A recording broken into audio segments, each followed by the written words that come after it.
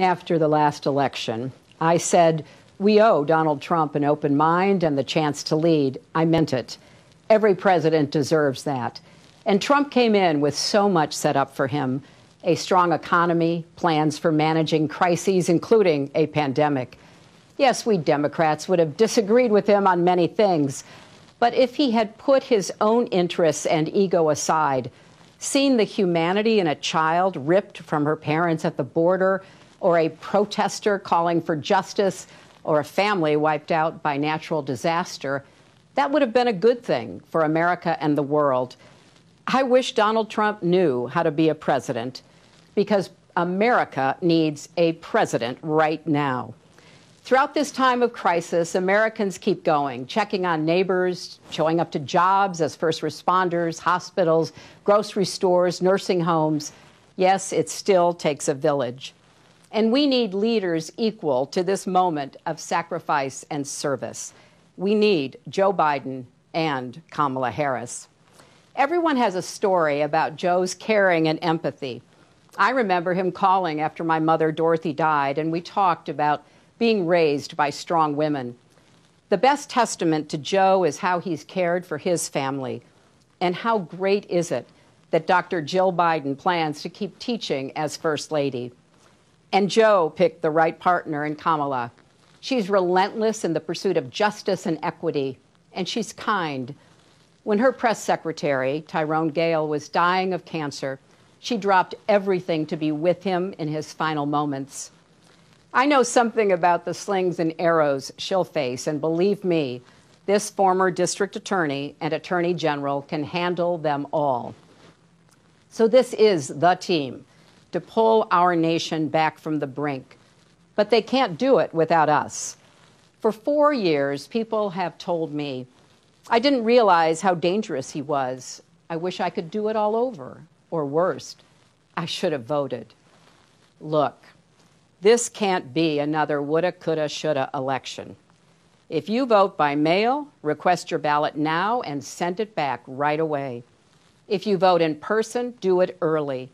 Become a poll worker. Most of all, no matter what, vote.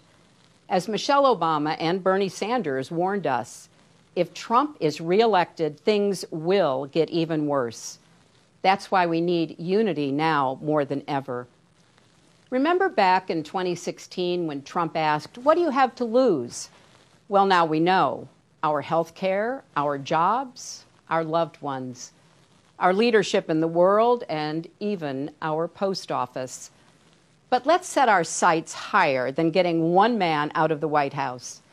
Joe Biden and Kamala Harris are going to give us so much to vote for. Let's vote for the jobs that Joe's plan will create: clean energy jobs to fight climate change, caregiving jobs with living wages.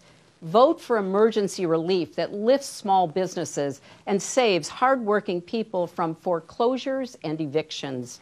It's wrong that billionaires got $400 billion richer during the pandemic, while millions lost their $600 a week in extra unemployment. Vote for the parents and teachers struggling to balance children's education and safety, and for healthcare workers fighting COVID-19 with little help from the White House. Vote for paid family leave and health care for everyone, for Social Security, Medicare, and Planned Parenthood. Vote for dreamers and their families. Vote for law enforcement purged of racial bias that keeps all our streets safe. Vote for justice for George Floyd, Breonna Taylor, and Ahmaud Arbery, because Black lives matter. Vote for honest elections so we, not a foreign adversary, choose our president. Vote for the diverse, hopeful America we saw in last night's roll call. And don't forget, Joe and Kamala can win by 3 million votes and still lose. Take it from me. So we need numbers overwhelming, so Trump can't sneak or steal his way to victory. Text VOTE 30330 to get started.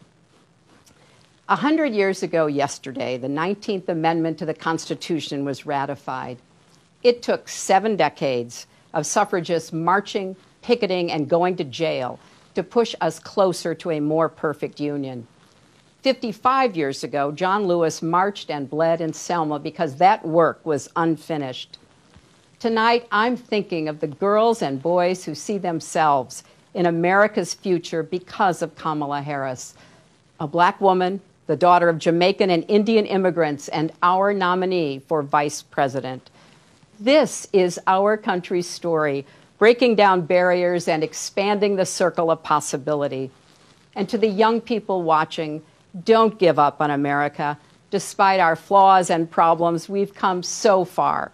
We can still be a more just, equal country with opportunities previous generations could never have imagined.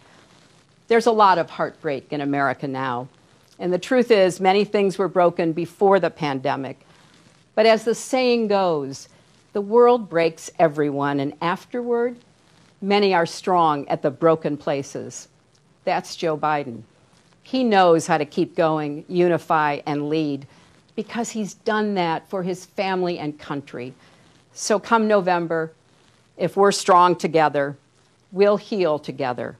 We'll redeem the soul and the promise of our country, led by President Joe Biden and Vice President Kamala Harris.